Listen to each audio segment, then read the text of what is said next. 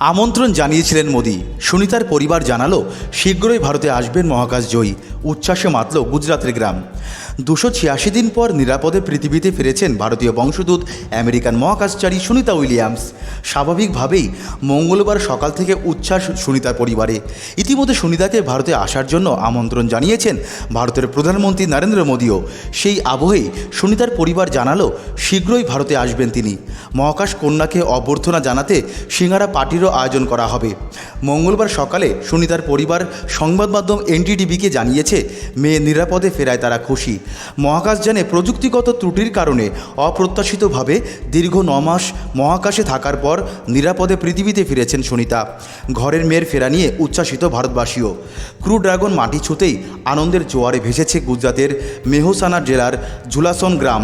আতশবাজি ফাটিয়ে নেচে গেয়ে সেই আনন্দ মাহেন্দ্রক্ষণ উদযাপন শুরু করে দিয়েছে গ্রামবাসীরা।